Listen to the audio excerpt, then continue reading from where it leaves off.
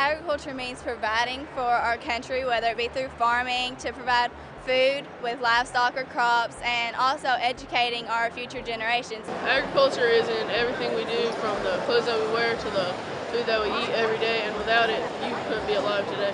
And what agriculture means to me is just go out and work and do the best you can for America and for other people.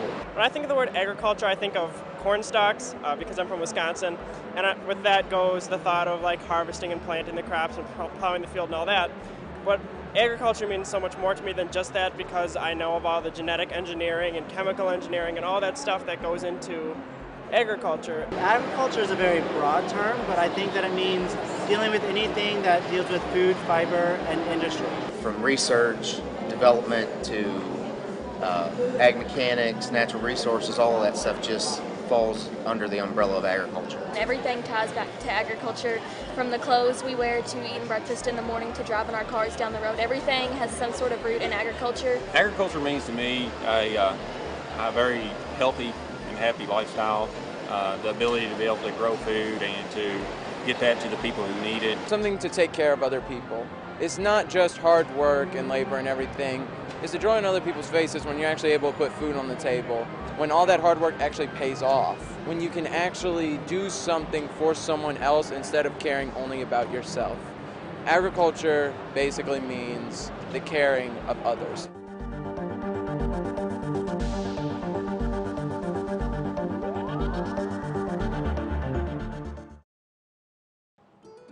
In 1933, Dr. Leyton from the Fredericktown, Ohio FFA chapter happened to see a jacket, corduroy jacket in a what he called an old haberdashery store in Fredericktown, and that coat had a bulldog on the back of it, chain stitched with a manual chenille machine.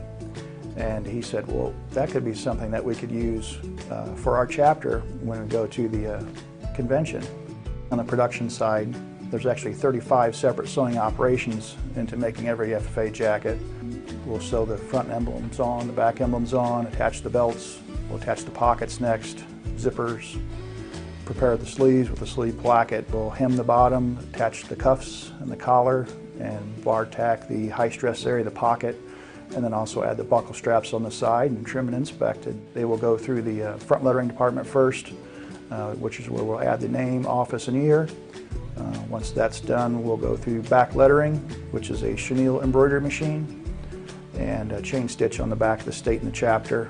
The final step in the process is trimming the state and chapter and folding and shipping the jacket. One of the unique things, I think, is how important that coat and that tradition hasn't changed since 1933 when we helped design that first FFA jacket.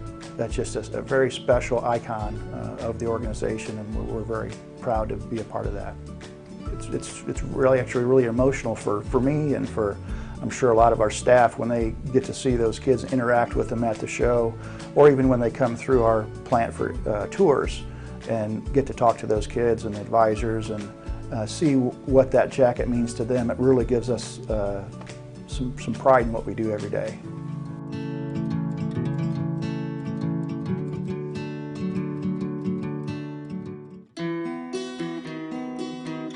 People often ask, what does FFA stand for?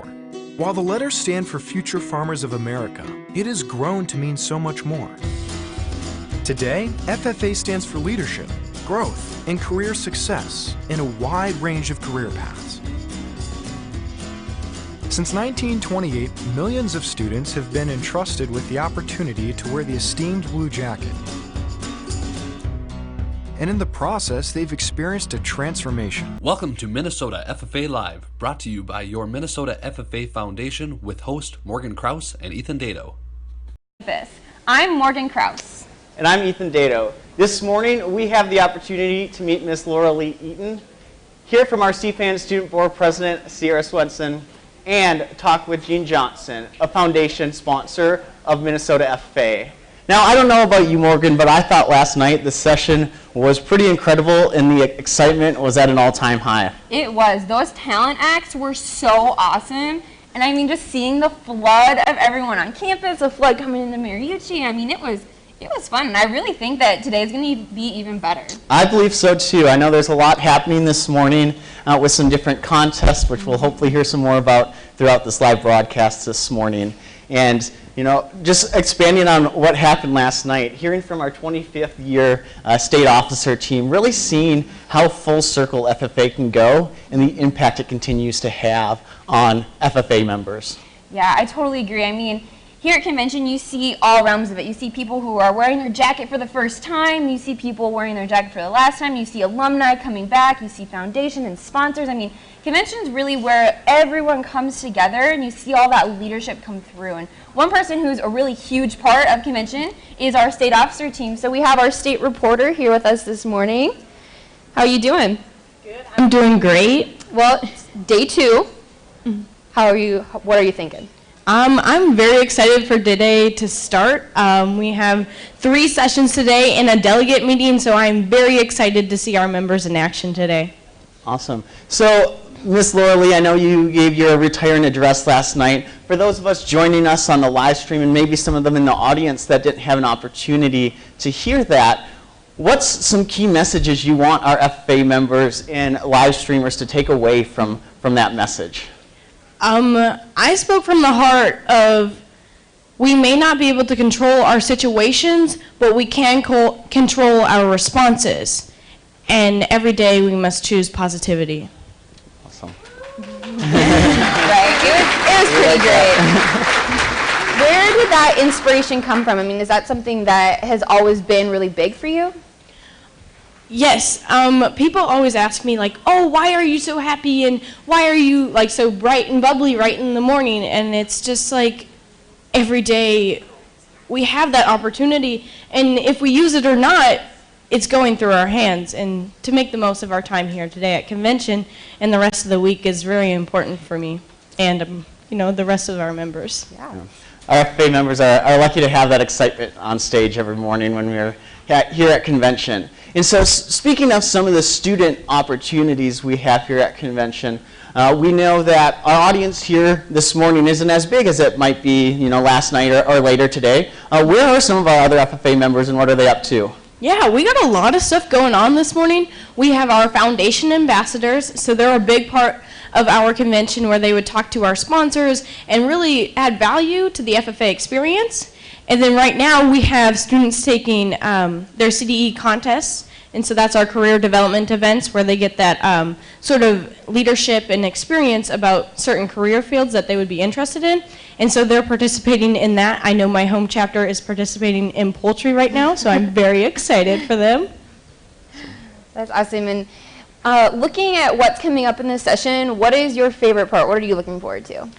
I love a good retiring address, and I know that Keegan is bringing his, but I really do love, we're having sponsors come and, you know, speak about, hey, like, thank you so much for coming, and when they get to see our members here at convention, that, you know, really makes my heart warm because I know that they're impressed with all of their actions. FFA is a group of leaders who not only the top group gets that success, but everyone in our organization prospers. And I think that when they come to convention today, they see that and their support only strengthens. So I'm very grateful for that. That's incredible.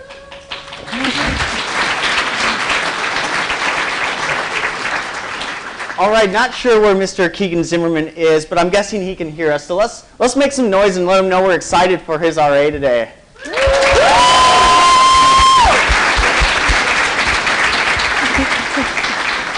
All right, Lauralee, we talk about this theme, aspire to be. Can you tell us more about that and maybe how you plan to live that out through convention and maybe some advice for the members as they try to live that out as well?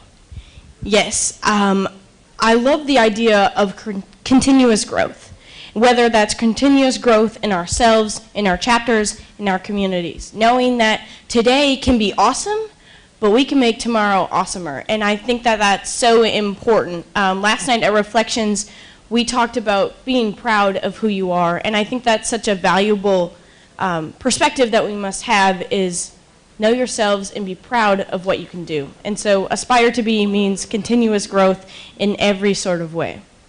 That's so true. Well, we know you have a lot going on. We appreciate your time with us here on stage this morning, and we're excited to see you the rest of the day and the rest of the convention. Yes. Thank you so much for having me here. Yep. Miss Lauralee Eaton, everyone.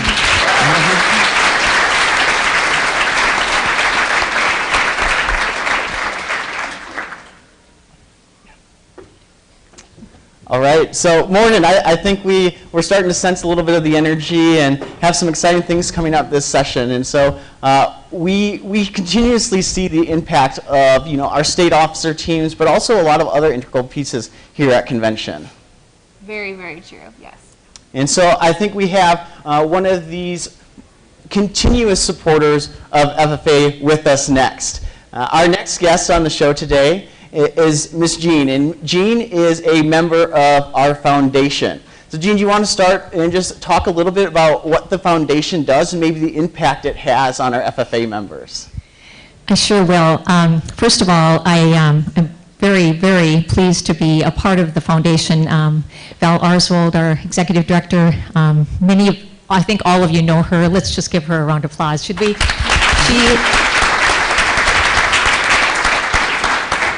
She's amazing, and she keeps us all together. We do so much with the foundation. I think of the scholarships and the new James Tracy piece. That is huge. I know we gave 18 scholarships out this year, and I believe those were just announced very recently. And our hope is that many more people will come forward and leave a legacy like James Tracy. And that's one of the things we strive for too, is getting the word out about what you can do to provide more, to actually leave a legacy and continue your work after you're gone. So I look at all of these young people out here and the amazing things that you will do, and we're doing our best to try to support that in as many ways as we can. There's also the Legacy Club, and that supports new chapters coming in, and also existing chapters with grant programs. And actually, I should say it's a grant. You actually write a grant to get the dollars, and so that's another way that we support. We support the FFA convention and other activities as well. I know that we've got the FFA Day with the Twins, which I'm sure you guys have been at, which is really exciting. How many out here in the audience have been at the FFA with Twins? Lots of you guys? All right, all right. Hopefully you'll be there this year. So we do a lot of things, and I'm just very pleased to be a part of that. You touched a little bit on the James Tracy Scholarship. Can you just, for people who haven't heard about that, elaborate a little more? Of course. James Tracy left a portion of land. He did not have any heirs, and felt that this was something he could do to give back to FFA, which was really a passion for him. And those dollars from the land will go on to fund many, many scholarships for years to come. So probably, I don't know how long, but might be forever. I'm not sure. Val would know that answer. So that's incredible.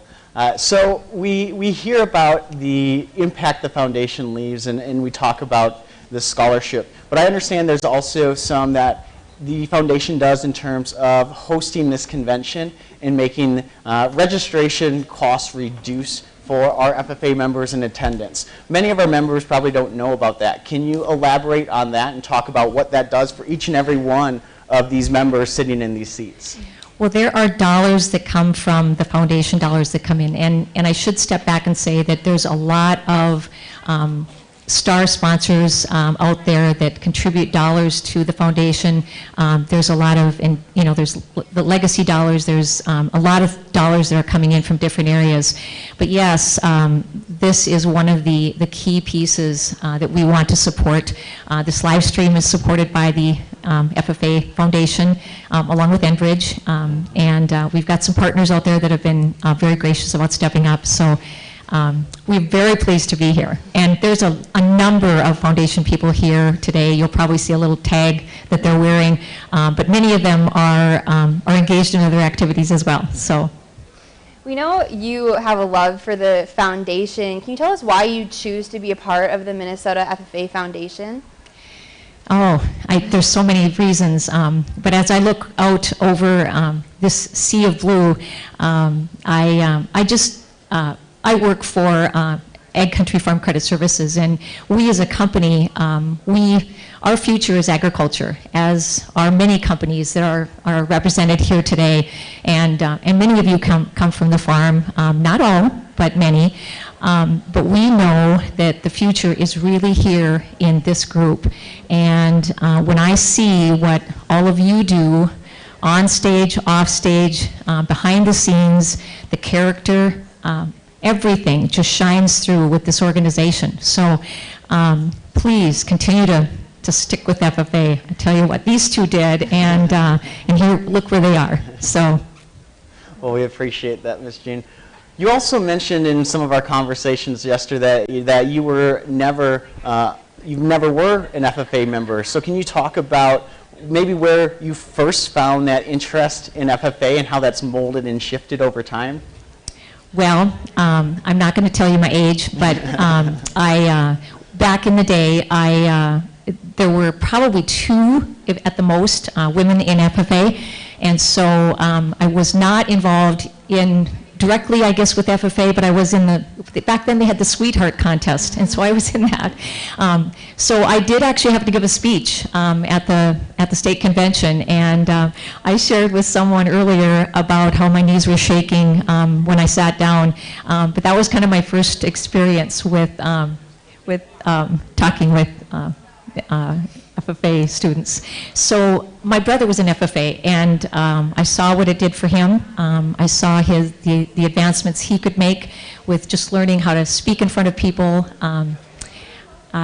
It's a wonderful organization. So it really is. Well, we are thankful for your support on our foundation and your support here at convention and being with us here today. Thanks for you too. Thank you. We are really fortunate to have such a great foundation. Let's hear it for the foundation and for Ms. Jean.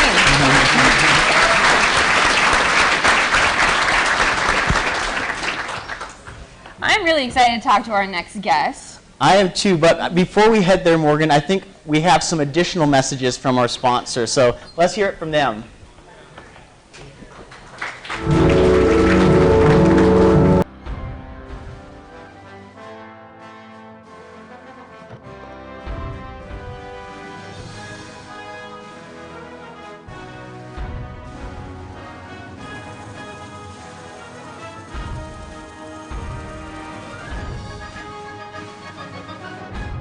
Your Marine Corps' way of life is to defend the American way of life.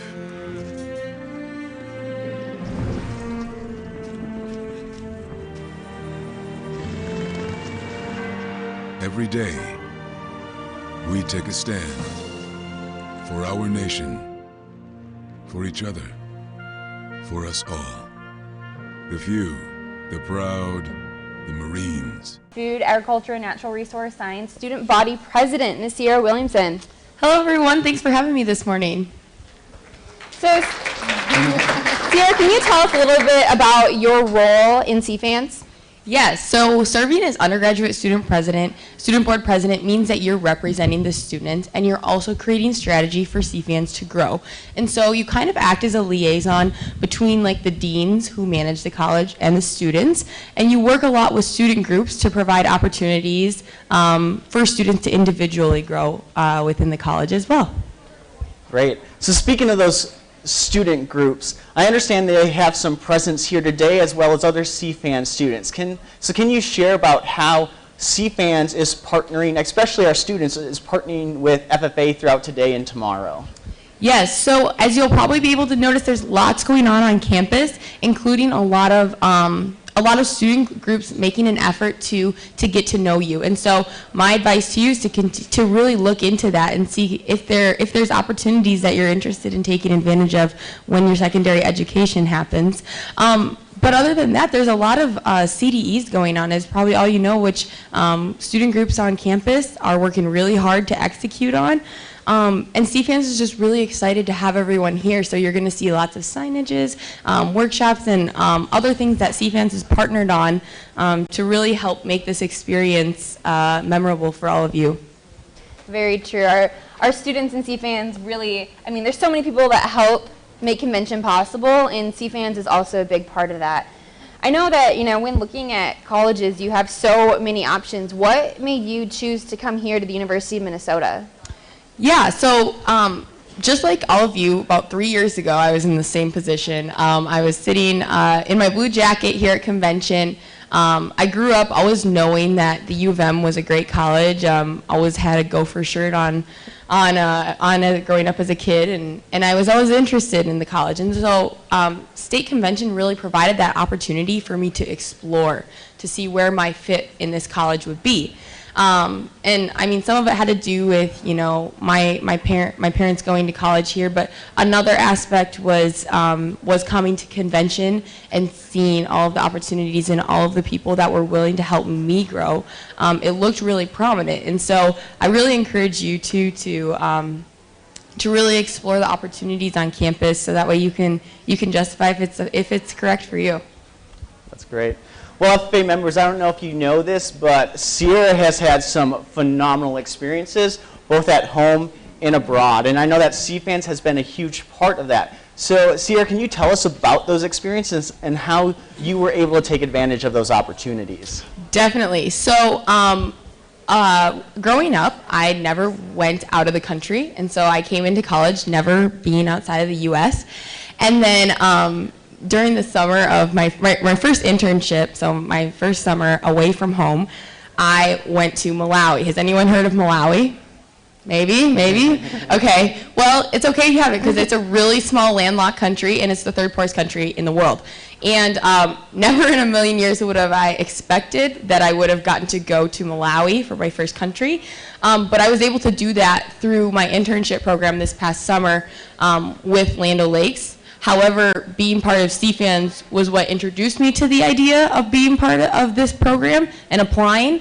And so I think, you know, everything happens for a reason, but had I not come to the U of M where this program recruited from, I wouldn't have had the opportunity to go on this trip for the first time. So, for the first time out of the country. So I think it just goes to show, like, every decision that you make will set you on a trajectory that's really going to allow you to grow. And so you want to be very strategic with where you decide to place yourself, so that way you're able to grow really quickly.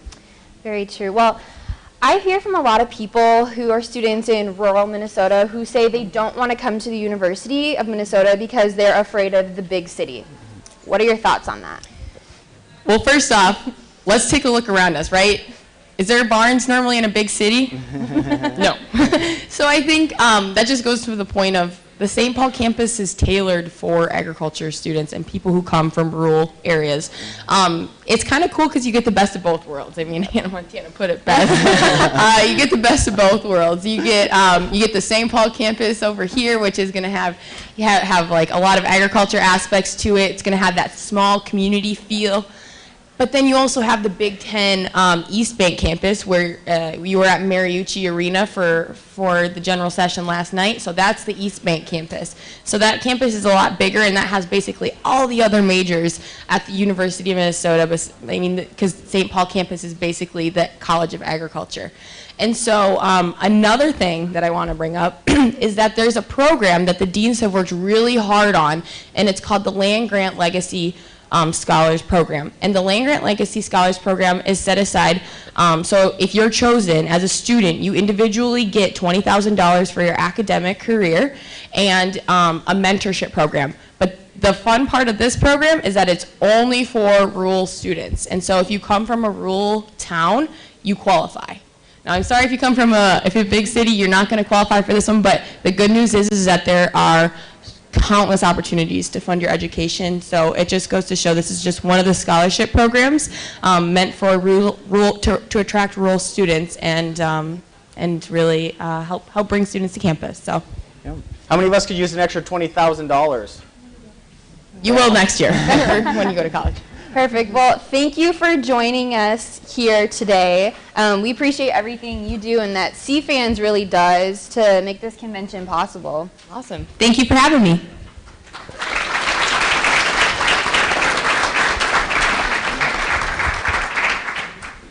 Well, it's always great to hear from a student. I mean, we are both students at the University of Minnesota too, but to hear from our student body president is awesome. Yeah, I think we might be a little biased, but I would say we think CFANS is a great place to be. Ever, so.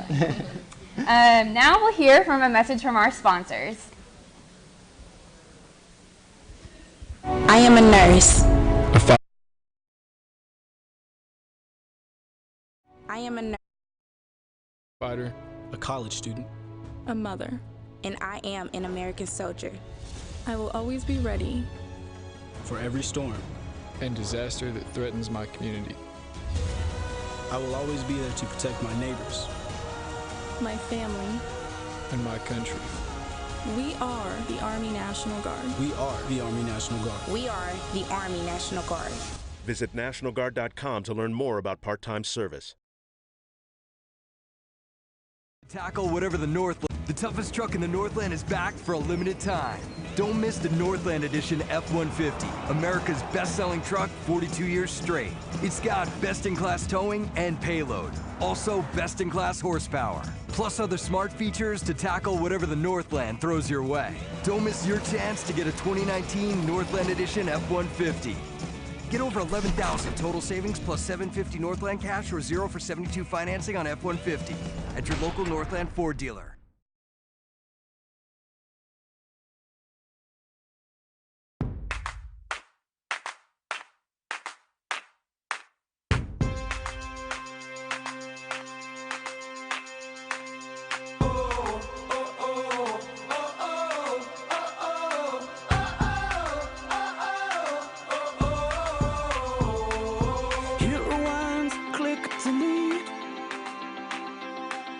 Face to face with the younger me. All of the mistakes, all of the heartbreak. Here's what I do differently.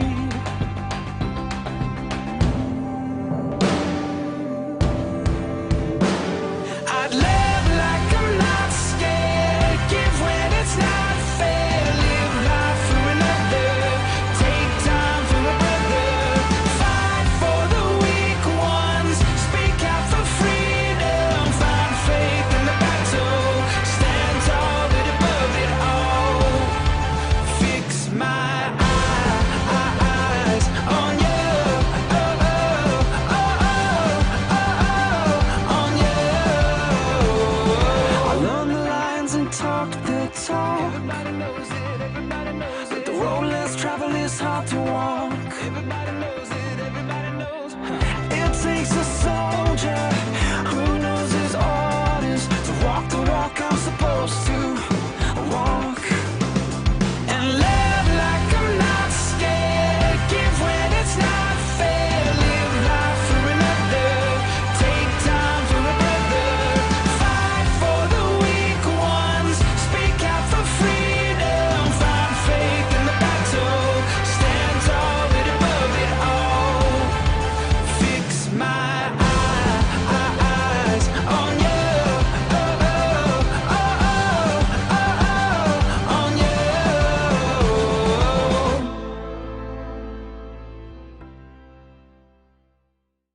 5, 4, 3, 2, 1.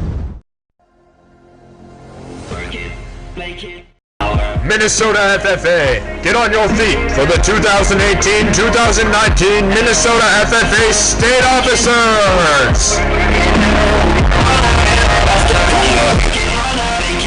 From the Belle Plaine FFA chapter, your state sentinel, James Mathowitz.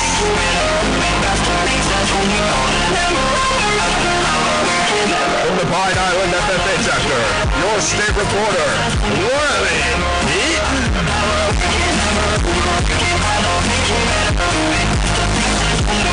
From the Pierz FFA chapter, your state treasurer, Kroll.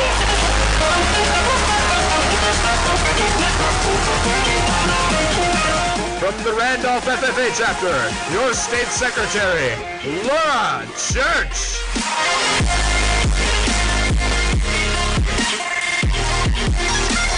From the Red Rock Central FFA chapter, your state vice president, Keegan Zimmerman.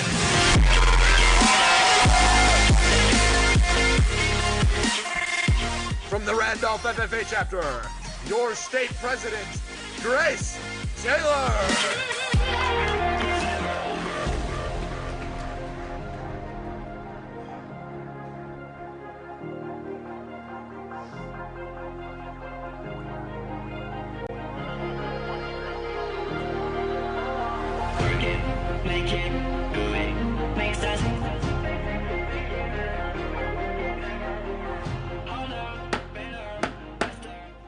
The meeting room will come to order. We are now holding the second general session of the 90th Minnesota FFA Convention. Mr. Vice President, are all officers at their stations? I shall call the roll of officers, determine if they are at their stations, and report back to you, Madam President. The Sentinel. Stationed by the door. Your duties there? Through this door pass many friends of the FFA. It is my duty to see that the door is open to our friends at all times and that they are welcome.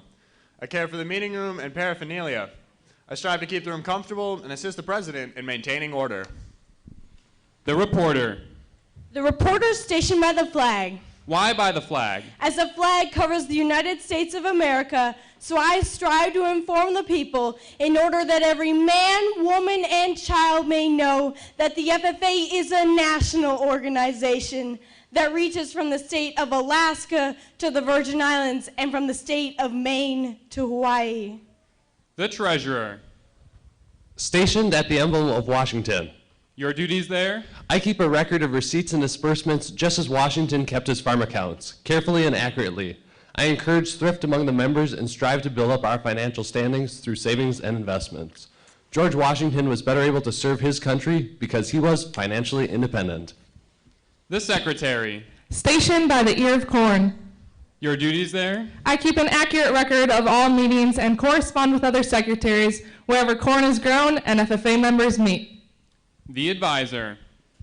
Here by the owl. Why stationed by the owl? The owl is a time-honored emblem of knowledge and wisdom. Being older than the rest of you, I'm asked to advise you from time to time as the need arises. I would hope that my advice will be based on true knowledge and ripened with wisdom. Mr. Vice President, why do you keep the plow at your station? The plow is a symbol of labor and tillage of the soil. Without labor, neither knowledge nor wisdom could accomplish much. My duties require me to assist at all times in directing the work of our organization. I preside over meetings in the absence of our president, whose place is beneath the rising sun. And why is the president so stationed? The rising sun is a token of a new era in agriculture. If we will follow the leadership of our president, we shall be led out of the darkness of selfishness and into the glorious sunlight of brotherhood and cooperation. Madam President, all officers are at their stations. Thank you, Mr. Vice President. The Secretary will call the roll of members. I am pleased to announce that at the second general session of the 90th Minnesota FFA State Convention, there are 3,644 members and guests present. Madam President.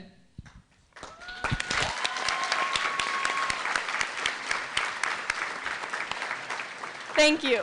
FFA members, why are we here? To practice brotherhood, honor agricultural opportunities and responsibilities, and develop those qualities of leadership which an FFA member should possess.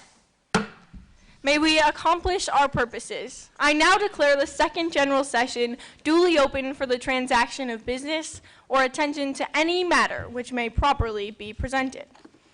Good morning, Minnesota FFA. It's lovely to see you all here and ready for a day full of celebration, reflection, and growth.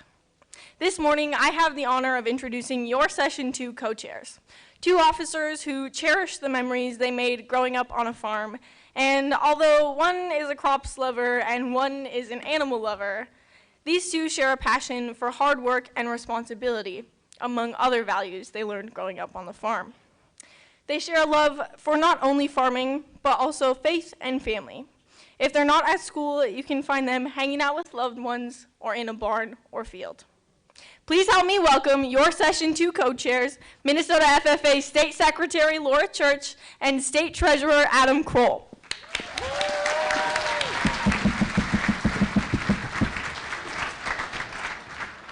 Good morning, Minnesota FFA members and guests.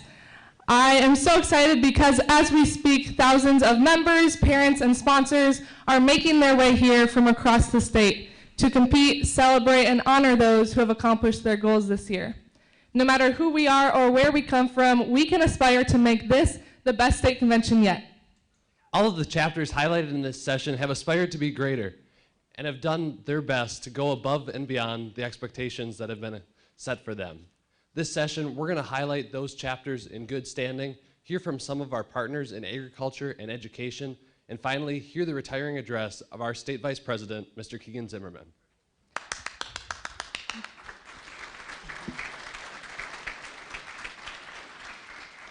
But first, let's begin with a reflection. I'm going to reflect in a way that's most comfortable for me, and I encourage you to do the same.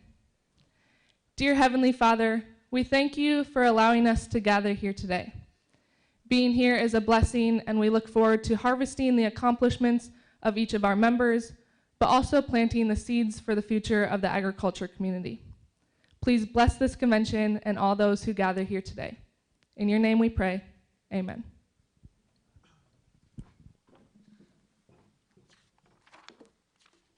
Thank you, Laura. As we begin, let's take a moment to show some appreciation for our first session sponsor. Our sponsor is a 17-member legislative council dedicated to improving and restructuring agriculture education in Minnesota at all levels. This sponsor works to bring attention to agriculture education by providing leadership and resources.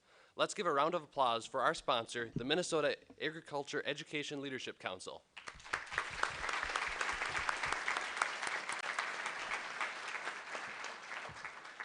Our first speaker today is the Department of Applied Economics head and a professor here at the University of Minnesota. She completed her master's and doctoral work at the University of California at Davis and now focuses her teaching and research on natural resource economics. She understands the value of FFA and is always willing to share our story with others. Ladies and gentlemen, please give a kind welcome to Dr. Frances Homans.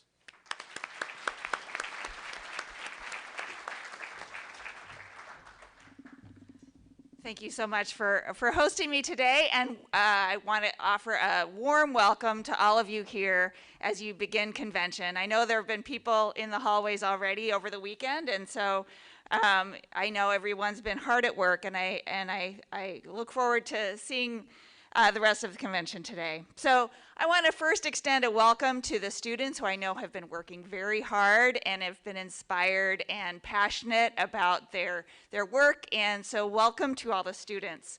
Second, welcome to the parents that are here. I'm a mother myself, and I know how fun it is when students catch fire and are excited about things, but I also know how much work it is to support, develop, encourage your students, so thank you to the parents. Thank you to all the advisors. To have a successful FFA chapter, to make it to state convention and have a successful team, I know it takes so much dedication, passion, interest, expertise, and the advisors just put it all out there, and it wouldn't happen without them, so I'm very grateful to the advisors. Finally, to the sponsors of the FFA convention, offering your treasure, inspiration to sponsor all the events here at the convention. So thank you to the sponsors. I guess I want to extend a specific thank you to the CHS Foundation, who has really invested in agricultural education here at the University of Minnesota, and to highlight that there will be a new campus space dedicated to ag education starting in the fall, which is very exciting for us.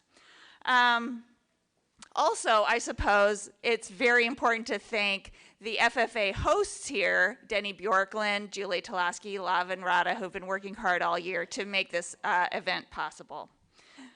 I wanted to speak also to the long-standing partnership between the University of Minnesota and the FFA. We love having you here for many events, including the state convention, and the relationship goes way back.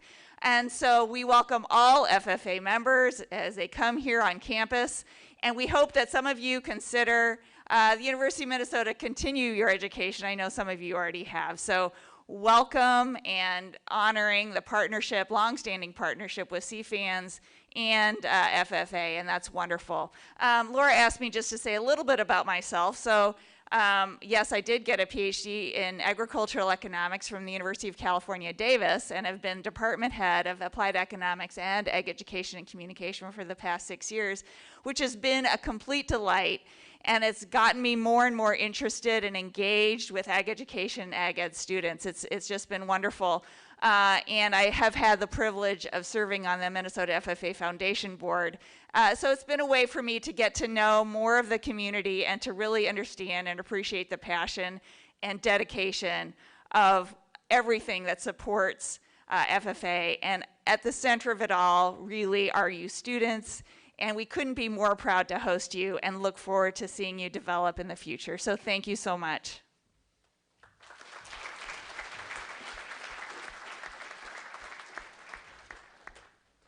Dr. Homans, thank you for your words of welcome this morning. We appreciate the support that you give all of our students at the University of Minnesota.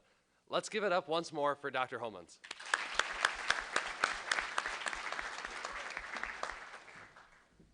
Our next speaker has grown up on a fifth-generation hog farm in Fairmont, Minnesota.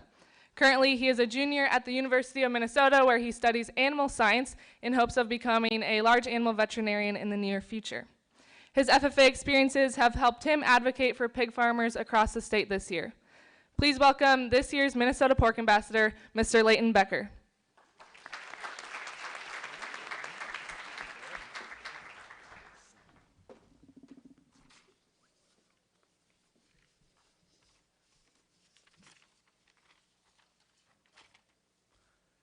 Good morning, FFA members, parents, advisors, sponsors, and supporters of agriculture.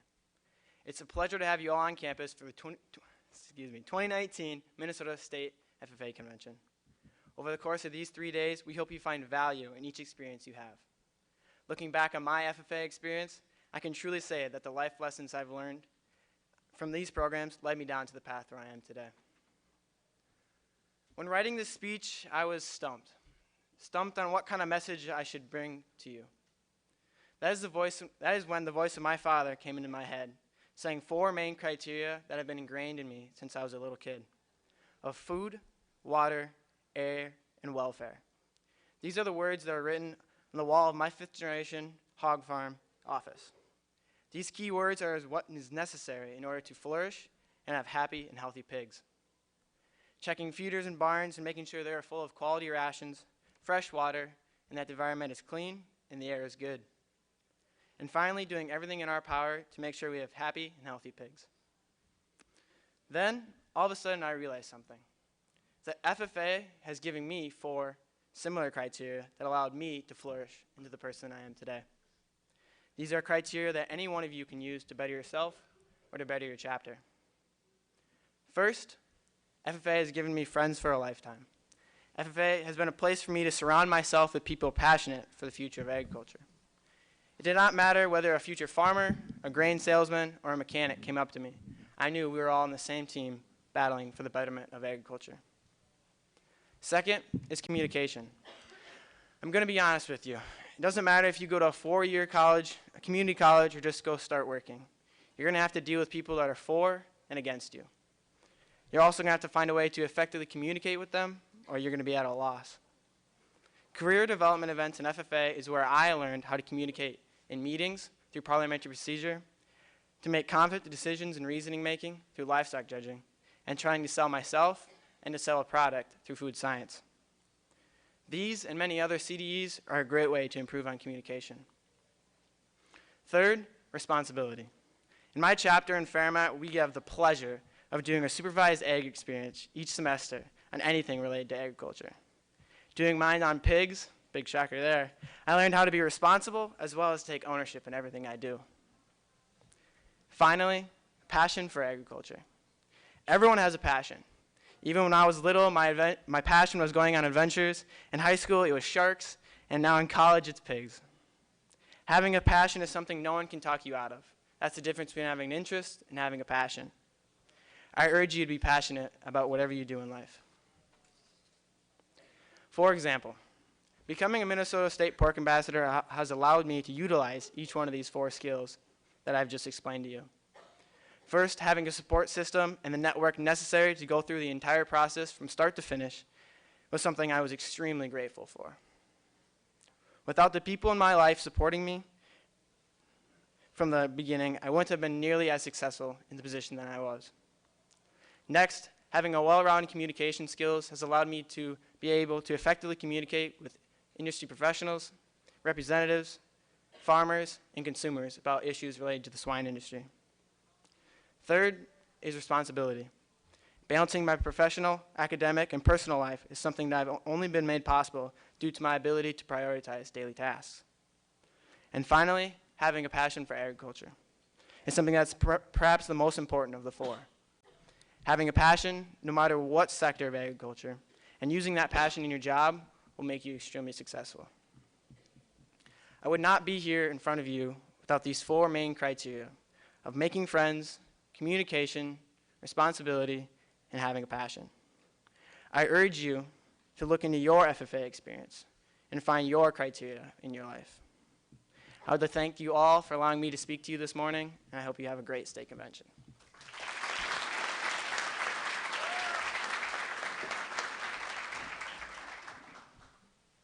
Leyton, thank you for speaking to Minnesota FFA on behalf of the Minnesota Pork Board. We appreciate your willingness to advocate for Minnesota's pig farmers and share your own story as a pig farmer yourself. Please accept this token of our appreciation. Let's give it up one more time for this year's Minnesota Pork Ambassador, Mr. Leyton Becker.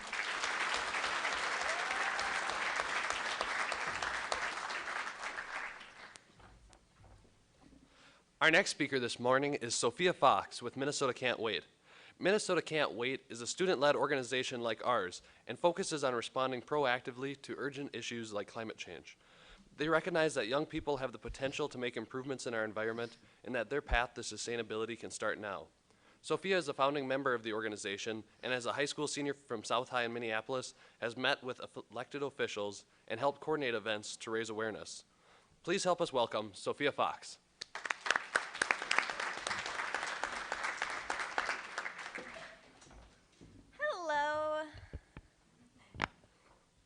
My name is Sophia Fox, and I'm a senior at South High School in Minneapolis. And although my school doesn't have any agricultural classes or an FFA, my family is from up north by Mille Lacs, so I'm familiar with your guys' organization. Last year, I got involved in environmental work with groups like I Matter and Minnesota Can't Wait. And although we're both smaller than the FFA is, we have two major things in common. We both believe in making things better for our future of both our communities and our planet, and we know that young people are a key piece in that puzzle. I'm here because as I've become active in this conversation, I've noticed that although the presence or having everyone at the table has been stressed, we are missing two key voices: rural voices and voices in the agricultural community. And without having those voices present, the solutions we come up with will never truly be just or equitable for everyone climate change impacts. That's something that we need to fix, which is why I'm here today. FFA has already made amazing achievements from making farming more environmentally sustainable by using less water and fewer chemicals, doing research into nitrates and phosphates in groundwater, and proposing an agricultural Green New Deal at your legislative conference this fall. People in the groups I'm part of would never think of these things, and we certainly don't talk about them. I would like to applaud you all for being such amazing stewards and strategic thinkers and about our planet, and start the conversation about how we talk about climate change and our planet and making tomorrow better than today. At the end of this session, I will be hosting another session downstairs in room 42 to start this conversation and tell you all more about what we've already been doing in this state, and I would love if you could join me. Thank you so much for your time this morning, and have a great rest of your conference.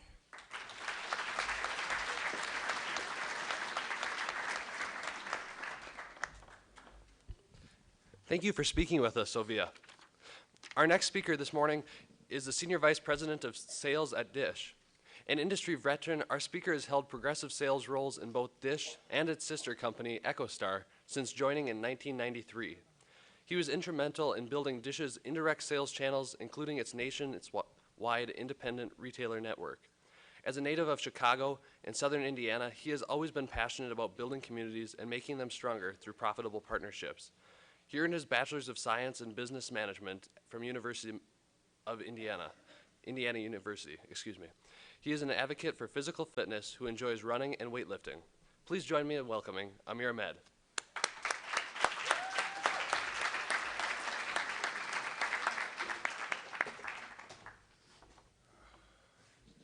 Good morning. So I don't have an agenda because 6 months ago, I really didn't know what the FFA was. So I have to be honest.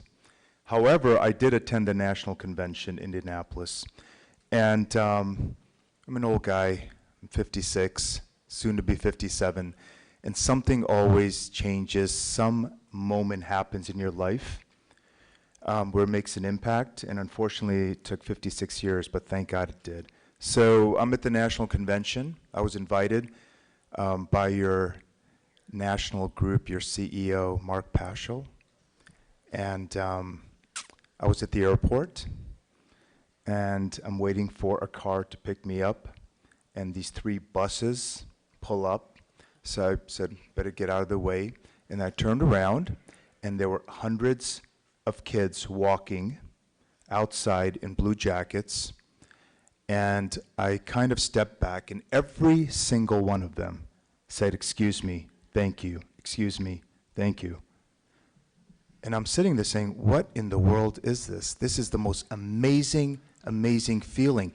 Everyone was so polite, so incredible.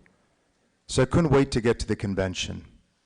And then I was able to sit and listen to the national, I guess they're called officers, and then life changed. It was the most amazing 20, 30 minutes, the speech, the motivation, the energy, and when it was done, I asked Mr. Paschal, I said, can you please show me where the teleprompt was? They said, what teleprompt? They just spoke. They rehearsed, they knew it. I said, it's impossible. They were on cue. They didn't miss a word. It was so amazing. And so that evening, there was a concert with Garth Brooks, and I was invited to do a meet and greet with Garth. And I heard that the 6 officers were waiting outside, and there was a photographer.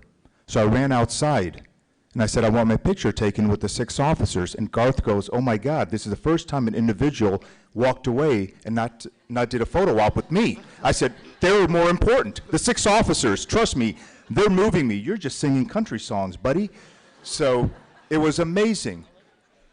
So then I decided, I only have 2 minutes, I decided, it's true story, okay? He's never been stood up in his life, but the 6 officers were more important. So then I said, I gotta figure this thing out. I've gotta figure out a program. So I talked to students, and it was simple. They said, you know, Blue Jacket is really important. Going to the state convention is important. Going to the national convention is important. How many members? Well, we have 600,000 and growing. I go, but there's only 50, 60,000 here. What about the rest? And I started hearing about stories. And then I said, I'm gonna get on the road. So I went to Tennessee. And that's where the state officers, they said, you can't come to Tennessee. You need to wear some boots. So I purchased my first cowboy boots with the state officers in Tennessee. Yes, I wore them last night. Then I went to Kentucky, and they finally took me to a farm. It's true, and I saw some hogs and chickens and goats, and it was amazing. And then I went to Georgia. I never had alligator meat. They took me to a restaurant with the state officers, and we learned. Then I went to California, and I wanted to sit in classes and listen to students and the advisors, and I did that. And then I went to Colorado, and then I went to Oklahoma, and then I spent a lot of time in Texas. And this is my 3rd trip in Minnesota. I wanted to come to this state event for the first time because this is my first state convention. Tomorrow I'm going to be in Oklahoma. And then last night at 6:51 on Sunday the 28th, I heard Lauralee speak, and I said, I got it. It's exactly what I saw at the national convention. This is amazing. It wasn't just 6 of them, it's the state officers here in Minnesota. And that was amazing, and that was motivating. And what I've learned is that America has 3 very vital and renewable resources. That is youth, agriculture, and leadership. And the FFA is combining all 3 to provide and build the greatest leaders. And when I look out in the audience, I'm so impressed. And I just want to be part of something moving, because it's real simple in life, okay? I wish I was 15 again, and I grew up in Chicago, but I wish I grew up in a small town. And I wish that someone had taught me the 3 R's, which is respect, responsibility, and resilience. Because in Chicago, as a young kid, I was a little bit of a bully. And I picked on kids, and I played sports, and I fought a lot. My God, I wish they would have taught me those 3, and I would have been so much better at a much earlier age. And that's what you guys are learning, okay? And honestly, I salute you for it. So with that said, okay, I just want to tell you why the partnership is important for us and why I want to help. We have similar goals and objectives. Every single person at DISH, every executive, we believe in something called CPAW. It's curiosity, pride, adventure, and winning. And we have our business cards. Every office you go to, there's posters. And we ask this, we have 20,000 employees, and we ask them, tell me about CPAW, what does it mean to you?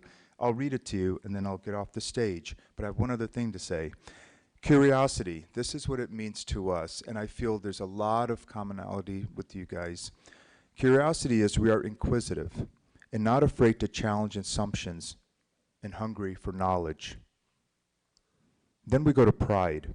Pride is we are driven to do our personal best in everything we do and expect the same from our teammates.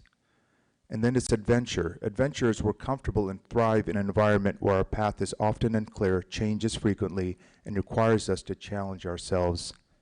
And winning is that we have the drive, the work ethic, and the discipline to do our best, succeed, and always position ourselves to win.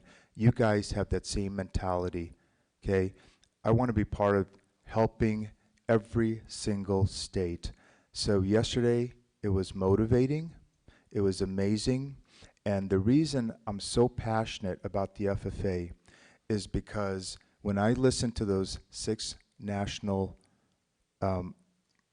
officers and you guys last night, and I know here in Oklahoma tomorrow, I have a very rare disease, and that is that I'm going blind. I'm blind in my left eye, and I know I'll be blind soon in my lifetime. But if I could sit there and close my eyes and listen to what they were saying, it is so therapeutic, it is so motivating, it is so energetic. I could do that all day long. It was like listening to music because it just rejuvenated me at the age of 55, 56 now. So with that said, I'm going to donate what I saw last night because you guys need it and your friends will need it eventually. 30 blue jackets to the Minnesota FFA Foundation. And I hope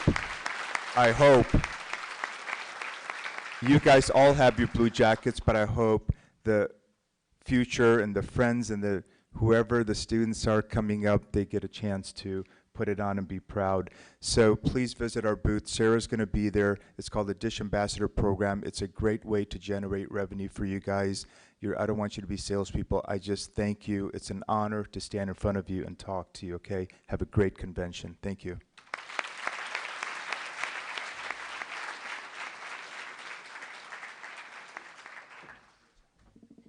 Thank you, Amir, for sharing your passions with us this morning. We greatly appreciate your support of our organization.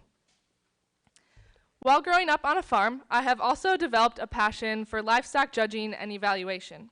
For those of you who may participate in this career development event, you know that we look at the characteristics each animal brings to the table. Each class provides a different perspective, and the same goes for each new member that we welcome into this organization. When we increase our membership, we are giving opportunities to even more students across our state.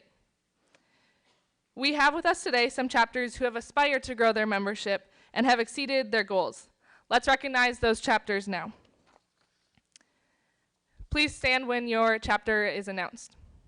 Those chapters with 100 members or more are as follows: Academy for Sciences and Agriculture, Breckenridge, Chatfield, Fairmont, Howard Lake Waverly Winstead, Hutchinson, Jackson County Central, Kimball, Marshall, Martin County West, New Ulm, Randolph, Redwood Valley, Sleepy Eye, Tracy area, United South Central, Uppsala, West Central area. Please join me in congratulating these chapters.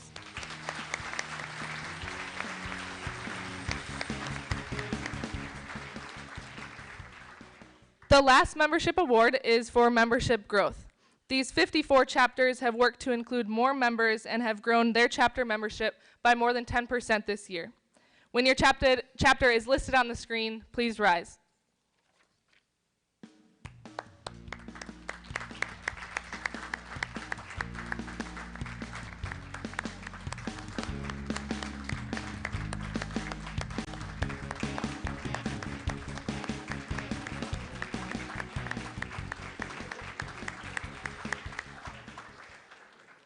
Congratulations to those chapters. When I exhibit my livestock at different shows, there are many people behind the scenes who make it possible for youth exhibitors to showcase their work. At the Exarban Stock Show held in Grand Island, Nebraska, they host a Lamb Challenge program where youth are able to work with a lamb for a summer while keeping in close contact with a sponsor who makes it all possible. These sponsors invest in the young professionals in agriculture because they believe in the work that we do. When I participate in the Lamb Challenge program, it reminded me several times of the similar work done through the Minnesota FFA Foundation. The Minnesota FFA Foundation supports the nearly 11,000 Minnesota FFA members in a variety of different ways. Our foundation provides immense help for members at our summer conferences, egg policy experience, and even our time here at State Convention. Let's take a look at the chapters whose contributions to the Minnesota FFA Foundation make these opportunities possible.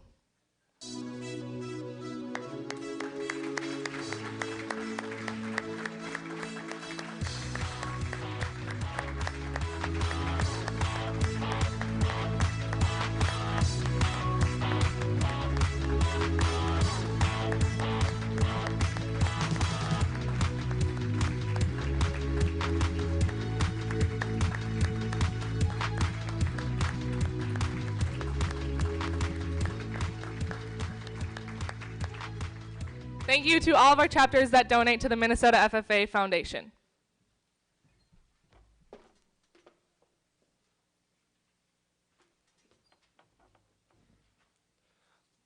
Our next speaker represents this session's sponsor.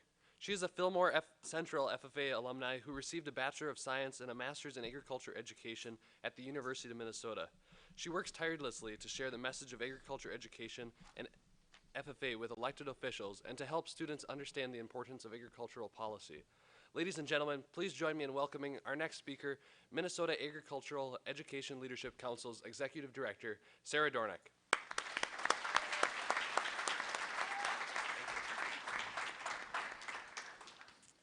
Thank you so much, Adam, and welcome Minnesota FFA to the 90th convention.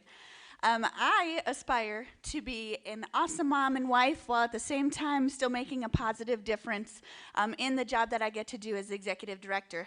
And I want to give a special shout out to a great mom and career woman who's a role model to me, who rocks this balance every day. My older sister is here today. She's standing up in the back of the room there. Wave. She was the second person ever to be a chapter president for the Fillmore Central FFA. We consolidated schools in the 90s.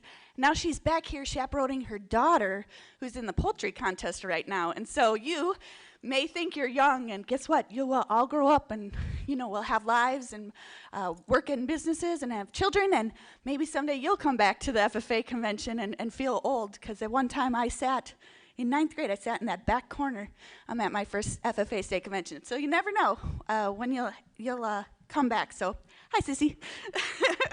All right, back to business. On behalf of the Minnesota Agricultural Education Leadership Council, or MALC for short, we welcome you to this FFA state convention. For those of you who are unaware, MALC is a 17-member legislative council that works to promote and expand agricultural education opportunities across the state. We aspire to be the leader in all things related to agricultural education, and we do this through a scope of work of advocacy, engagement, and support. Our work interacts with the FFA in multiple places, such as the Ag Policy Experience, or APEX, FFA Day at the Capitol, and our legislative breakfasts. You may also know us from supporting your local school districts through our grants program that funds new classes, equipment, and much more. Finally, we have a priority to recruit and retain agriculture teachers. I hope many of you think about the awesome job that your FFA advisors get to do every day and that you aspire to be future educators too. If interested, please stop by our first ever Teach Ag booth that'll be at the Career Tent. We have 6 wonderful ladies who are serving as Teach Ag ambassadors this year. It's our first time having this program, and take some time to talk to them if you think education is a place for you. Also, make sure you take the time to thank your advisors for bringing you here to convention and for all their efforts and support throughout the year. They're the real rock stars of agricultural education. The rest of us just support what they do. During this convention, I hope you take in everything the FFA convention offers and has been offering for the past 90 years. I know the sessions and days can get long, so I'll keep it short, but push through to not miss out on anything. Get motivated by the session speakers and state officer retiring addresses. Attend a workshop to better yourself. Do your best if you're competing in a contest. Visit the career booth and talk to those exhibitors who want you as part of their future company and their universities. And plan your future journey as you hear about all the opportunities that FFA has to offer. Some of you are just starting your journey in FFA, and some of you are just in your last year and you're finishing and looking at alumni status. And just think about where your place in FFA can be. So thank you for your time today. We are proud sponsors of the FFA and the state convention, and enjoy your time the next 2 days.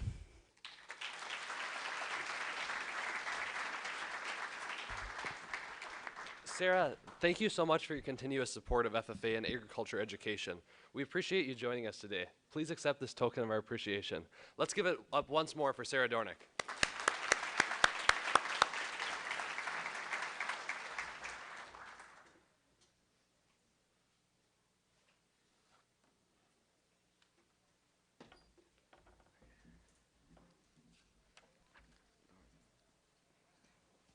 Hello, everyone. My name is Ryan Zimmerman. My name is Zachary Zimmerman. My brother Keegan is extraordinary in many different and unique ways. Keegan taught me personally not to be very hasty with my actions, but to think about who I truly am. He brings confidence to any challenge that comes in his way and has fought for everything he has now. Keegan has helped me to realize you don't need to be like everyone else. You can be who you choose to be, although his love for Disney music does not seem to have an end. He loves to excel and achieve anything he puts in his mind, never dulls. We grew up together. And together we'll stay. Introducing your 2018-2019 State Vice President and our brother, Keegan Zimmerman.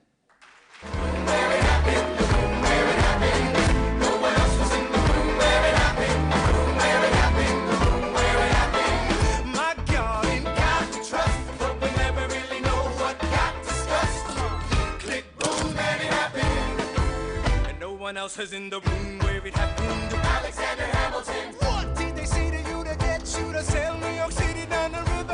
Alexander Hamilton. Did Washington know about the dinner? Was there presidential pressure to deliver?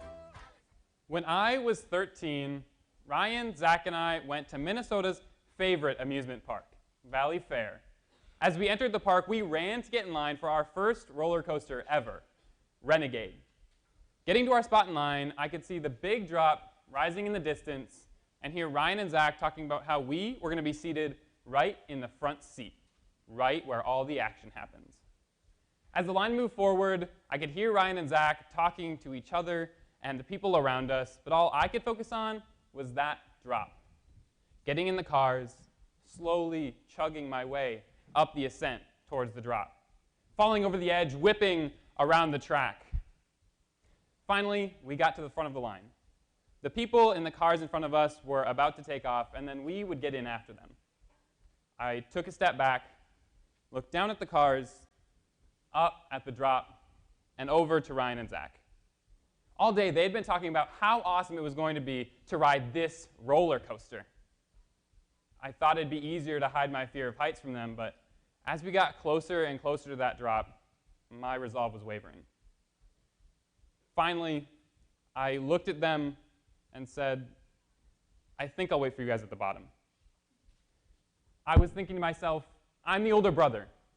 I can't be afraid of heights. I have to set a good example. But what if my seatbelt malfunctioned? What if the lap bar didn't work? Cars fly off the rails, fall out, hit my head and get a concussion? All of these thoughts were rolling around in my head, and I felt so overwhelmed. I didn't want to look afraid, even though I was. Finally, Ryan and Zach paused their discussion, but Ryan turned to me and said, "Keegan, that's not an option. You've come this far. You're not turning around now." About 2 minutes later, I followed Ryan and Zach into the seats of that roller coaster. We started slowly, chugging our way up the ascent towards the drop. We slowed down. I closed my eyes, hung onto the lap bar, and felt myself stop. Stop? I opened my eyes to see us stuck at the top of the roller coaster. Looking around, I could see the entire park out below us and see Ryan and Zach with the smuggest looks on their faces. As we sat stuck at the top of the roller coaster, Ryan turned and asked me, "Why didn't you just tell us you were afraid of heights at the beginning?" The truth is, I had been afraid of heights the whole time, but I didn't want Ryan and Zach to know because I thought that the most important part about being a good older brother was being a fearless older brother. Really, all my brothers wanted was someone who was there, present with them. I was so fixated on my fear of heights and trying to hide it throughout the entire line, even though my brothers were having a good time while we waited. I missed that the most important part about being a good older brother is being present, living in the moment. A moment isn't just a time. It's an experience, an interaction. This moment with Ryan and Zach wasn't just a second. It was the entire time with them on the roller coaster. A moment carries the potential for growth, learning, discovery, and memories. This moment with Ryan and Zach, it carried the potential for all of these things. But I wasn't living in it to turn this potential into reality. What do we miss by not living in the moments with the people around us? For me, it looked like missing the friendships and memories I could have been making with my little brothers. But we might miss new ideas, discoveries, dreams, goals, and even memories. We don't have to miss these things. We can choose to live in the moment with the people around us and make this potential become reality. Living in the moment means focusing on where we are and who we're with. It might mean meeting the new people that surround us or seeking more from the time that we have with the people close to us. This year, I've had the opportunity to meet a few members who have chosen to live in the moment. Tyler Curtis of the Grand Rapids FFA chapter chose to live in the moment this past summer at the Straight Green Hand Leadership Conference. Tyler's goal was to meet everyone at the conference and form connections. Throughout the week, I left Tyler sticky notes of spontaneous challenges for him to complete with other campers. Whether it was dancing with someone in the hallway, making someone feel appreciated, or finding a new piece of knowledge with another member, Tyler was able to build on each one of the moments that he lived with the other members and accomplish his goal of meeting everyone at the conference. Jalen Frandrup of the Randolph FFA chapter chose to live in the moment this past January at the Ag Policy Experience. While we were in a van together, Jalen asked me about my FFA journey and high school experience. She took the time to build a connection and a relationship in the moment that we shared, when we had a connection over the passion and perseverance that we each had going through high school. Whether our personal goals are to meet everyone in the room or to form one deep connection with someone new, we can choose to live in the moment. When we do, we build a bond of structure, humanity, and stability with the people we share the moment with. Now, this past January, when I was in South Africa, I learned about the Zulu philosophy, Ubuntu. It means, I am because we are. In other words, we are made up of the connections and moments we share with the people around us. I saw how Ubuntu, for people in South Africa, means love, hope, community, and strength. I saw just how it played out for them when I walked around a town called Kyamundi. The people here live on dirt streets, winding around loosely held together structures, all clumped together into a town of thousands of people. Stepping off the bus, I assume people must want to leave and get out of here. But walking around, I saw hope and community present in the people of Kayamandi. I saw people walking, talking, dancing, laughing, selling cards, playing cards, selling food, kids dancing in the streets. There were amazing things happening in Kayamandi. And everything that they accomplished, they attributed back to Ubuntu, to their community. Just like the people in Kayamandi, and just like Tyler and Jalen, we can choose to live in the moment.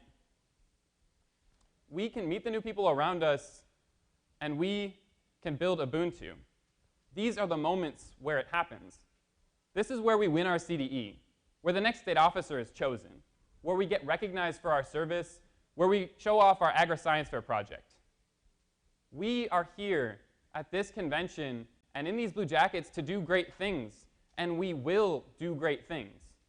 That day on the roller coaster with Ryan and Zach, I wasn't living in the moment. Until I stopped thinking about my fear and the moment and started living in the moment, I wasn't able to find where it happens. But once I made that switch, I finally found where it happens. It happens in the moments we live and share with the people around us. We are here. We can make this switch. We can choose to live in the moment. And when we do, we can build Ubuntu and accomplish our goals. Minnesota FFA, it is important to do great things, but it is vital we remember we build great things when we choose to live in the moment with the people around us. This is where it happens.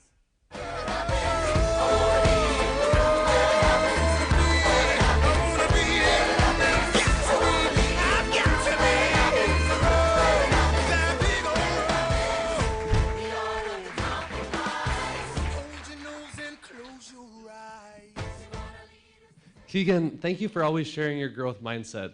From you, we can learn to love, grow, and seek discomfort. Thank you for all the moments that you've made special for us and for Minnesota FFA members this year. Live now, aspire always. Love, James, Grace, Laura, Lauralee, and Adam. Minnesota FFA, your 2018-2019 Minnesota FFA State Vice President, Keegan Zimmerman.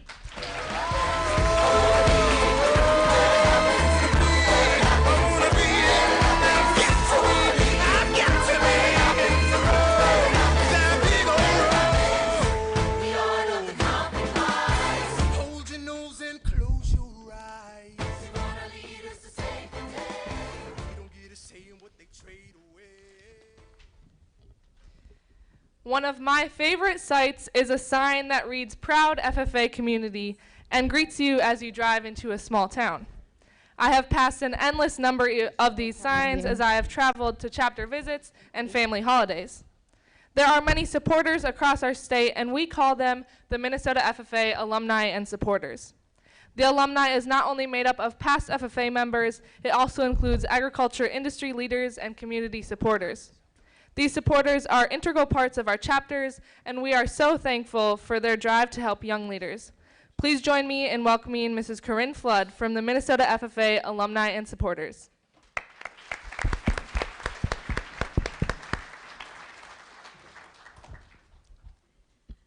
Good morning, FFA. Good morning. I was thinking maybe you were asleep, but maybe not after Keegan's wonderful retiring address. Joining me on stage today is our Minnesota FFA Alumni Association President-elect, Mark Jarek. We're happy to be here. We want to just remind you that at the heart of Minnesota FFA Alumni, our goal is to support agricultural education in the classroom and FFA chapters across the state. And we do this in many ways, but on the local level, we really want to support the ag instructors.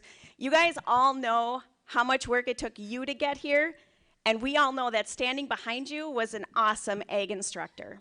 And ag instructors, although we believe they are superhuman, they also do need support. So at our Heart of Alumni, that is really what we love to do. In March, we had our annual conference, and we just want to share with you our alumni award winners. Our outstanding alumni affiliate this year was TCU. Our outstanding alumni member was Amber Kongsgaard from Deer River. Our Outstanding Young Member Alumni Award went to Greg Selk from Owatonna.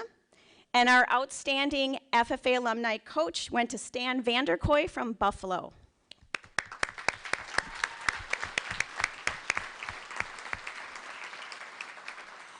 Just as Minnesota FFA is growing, so is Minnesota FFA Alumni. And since in the last year, we've added a lot of affiliates, which means we have more FFA chapters who have FFA alumni affiliates supporting them. So we welcomed the alumni family this year, the Deer River Stakeholders alumni, the Detroit Lakes FFA alumni, the Medford area FFA alumni and supporters, the Cannon Falls FFA alumni and supporters, Grand Rapids FFA alumni and supporters, Owatonna FFA alumni, Fertile Beltrami FFA alumni, and the Hills Beaver Creek FFA alumni. So let's welcome them to our alumni family.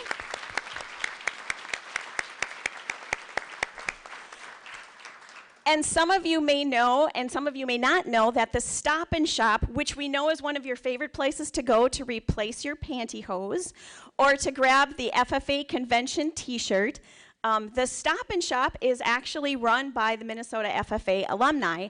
And this year, I just want to highlight that we have one special limited edition item in the Stop and Shop, which is right across the street.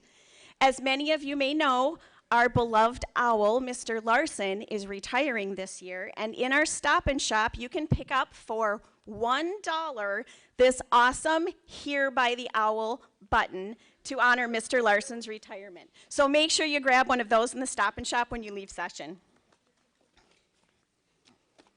All right, Mark's going to talk about your alumni membership. Thank you. And thanks, everyone. Thanks for the fantastic convention. For a lot of members, for a lot of you wearing the blue jackets, this might be the last time you wear your blue jacket. This might be your last convention, your last event, as you move on in life, as you graduate. As a gift of the National FFA, your experience with the FFA is not done. Your membership might change, but your experience doesn't have to. The National FFA Alumni provides each graduating member 5 years of alumni membership as a gift to continue your learning, to continue your growth. Because really the job is not done. Your job as an FFA member is not done when you take that jacket off. There's an expectation. Ultimately, you learn leadership. That's part of the role of being an FFA member. For the green hands in the room, you've got 4, 5, 6 years of amazing experiences. But it doesn't end there. Each of us have an obligation. Our communities, our states, the world is asking for leadership. And that's what the Blue Jacket is about. One of the common perceptions among state officers is that when they're done, right, they're has-beens. And I've always hated that. In the end, they're not has-beens, they're will-be's. There's something more beyond the FFA experience, and there's an expectation for each of us. Whether you're a chapter member, a chapter officer, a region officer, or a state officer, right? You're not done. The job is not done. In the end, there's a tremendous amount of leadership that this world needs, and it's your job to supply that. With that, we have some special gifts for the retiring state officers. As they take off their blue corduroy, they're each given, as a gift from the Minnesota alumni, a jacket.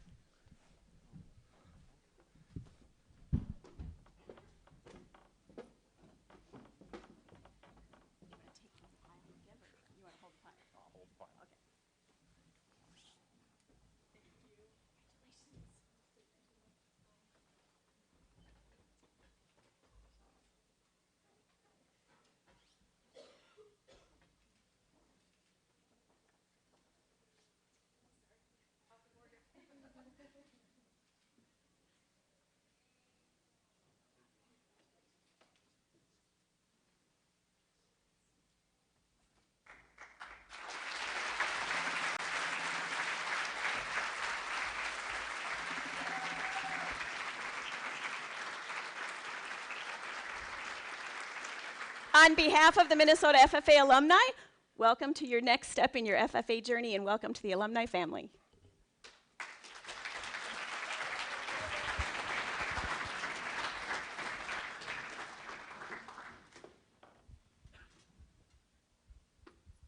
Let's give another thank you to the Minnesota FFA alumni and supporters. Thank you for the work that you do.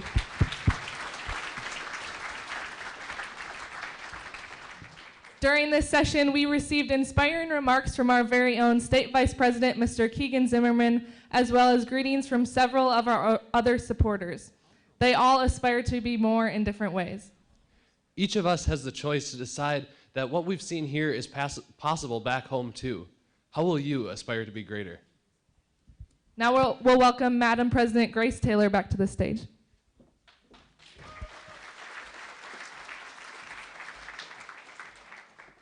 Madam Secretary, do you have a record of any further business which should now be transacted? Remember to download the FFA mobile app to see all details related to convention. Use the hashtag #AspireToBeFFA and you might see yourself on the big screen. Our delegate session will begin as soon as possible after this. We'll begin check-in in 10 minutes.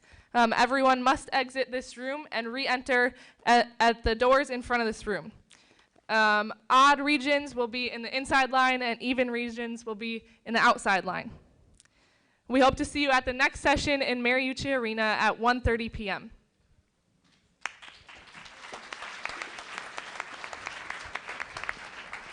Does any member know of any new or unfinished business which should properly come before this meeting? We are about to adjourn the second general session of the 90th Minnesota FFA State Convention. As we mingle with others, let us be diligent in labor, just in our dealings, courteous to everyone, and above all, honest and fair in the game of life. FFA members and guests, join me in a salute to our flag. I pledge allegiance to the flag of the United States of America and to the republic for which it stands, one nation under God, indivisible, with liberty and justice for all. I now declare this meeting adjourned.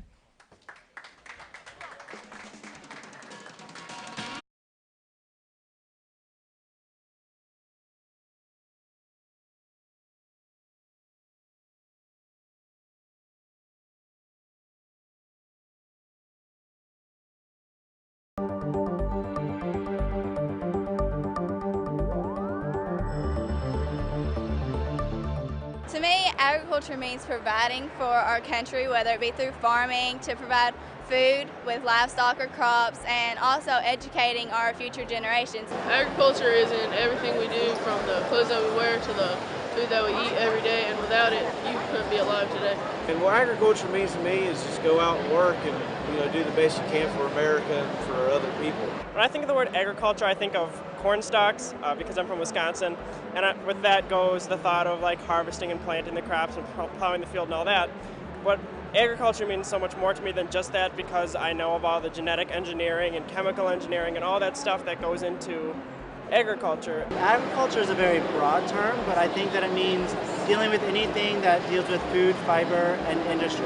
From research, development to ag mechanics, natural resources, all of that stuff just falls under the umbrella of agriculture. Everything ties back to agriculture, from the clothes we wear to eating breakfast in the morning to driving our cars down the road. Everything has some sort of root in agriculture. Agriculture means to me a very healthy and happy lifestyle, the ability to be able to grow food and to get that to the people who need it. Something to take care of other people.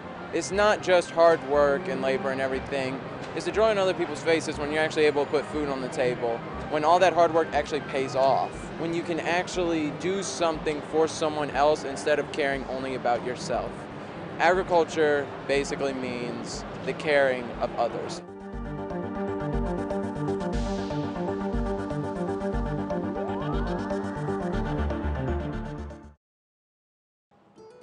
In 1933, Dr. Leyton from the Fredericktown, Ohio FFA chapter happened to see a jacket, corduroy jacket in a, what he called an old haberdashery store in Fredericktown, and that coat had a bulldog on the back of it, chain stitched with a manual chenille machine.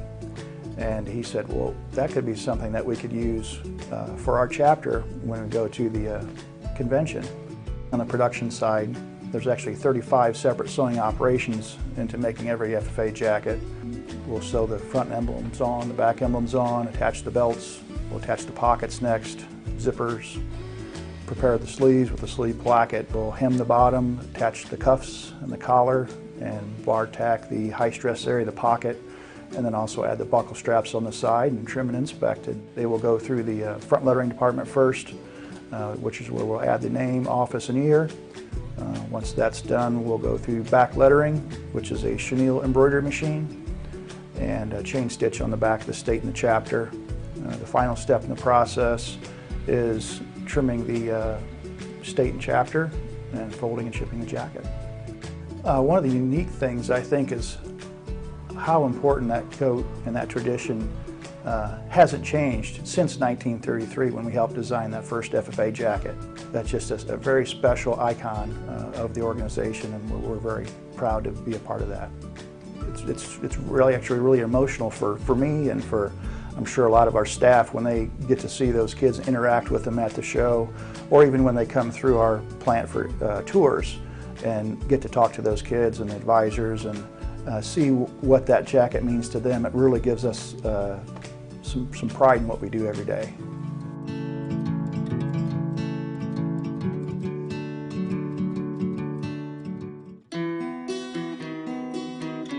People often ask, what does FFA stand for? While the letters stand for Future Farmers of America, it has grown to mean so much more. Today, FFA stands for leadership, growth, and career success in a wide range of career paths. Since 1928, millions of students have been entrusted with the opportunity to wear the esteemed blue jacket. And in the process, they've experienced a transformation. Though the agricultural landscape has shifted dramatically throughout the decades, FFA has been a constant. We are proud to have provided a leading example of technological innovation while paving the way for a field of diversely talented individuals.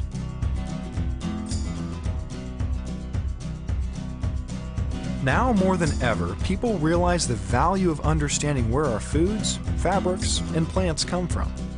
And they are increasingly aware that agriculture is a crucial part of their daily lives. FFA members and organizations are shaping this awareness.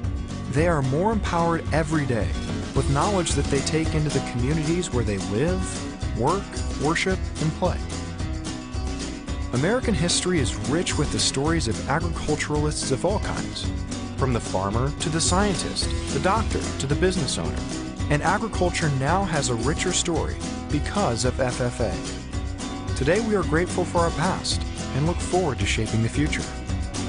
We are the National FFA organization, and we are right now.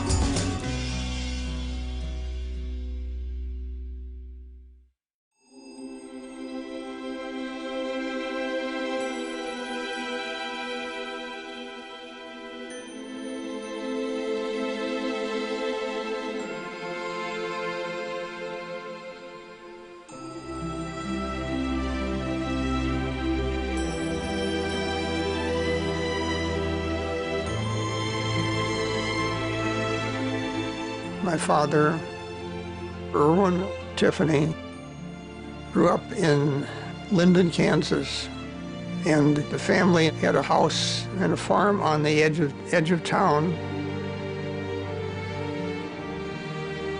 My father's job was to be a representative of the University of Wisconsin and traveling around the state teaching vocational agricultural topics in the Wisconsin high schools.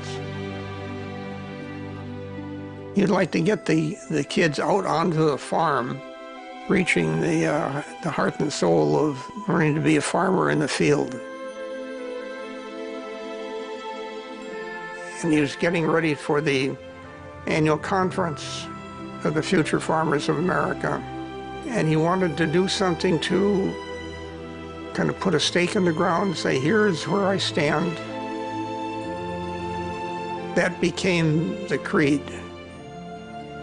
It wasn't an academic statement, it was a philosophic statement. It's a work of philosophy, it's a work of art. The amazing thing is that here at 85 years It gives me a warm feeling to know that my father had the sensitivity to have been able to make that contribution affect the lives of so many. And that made all the difference in the world.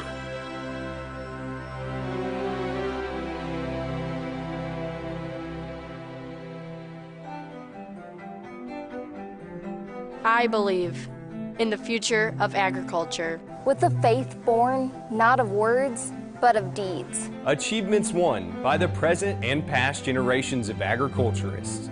And the promise of better days through better ways. Even as the better things we now enjoy have come to us from the struggles of former years. I believe that to live and work on a good farm, or to be engaged in other agricultural pursuits, is pleasant as well as challenging. For I know the joys and discomforts of agricultural life. And hold an inborn fondness for those associations which, even in hours of discouragement, I cannot deny. I believe in leadership from ourselves and respect from others. I believe in my own ability to work efficiently and think clearly, with such knowledge and skill as I can secure. And in the ability of progressive agriculturists to serve our own and the public interest. In producing and marketing the product of our toil. I believe in less dependence on begging and more power in bargaining. In the life abundant. And enough honest wealth to help make it so, for others as well as myself. And less need for charity, and more of it when needed. And being happy myself. And playing square with those whose happiness depends upon me. I believe that American agriculture can and will hold true to the best traditions of our national life. And that I can exert an influence in my home and community, which will stand solid for my part in that inspiring task.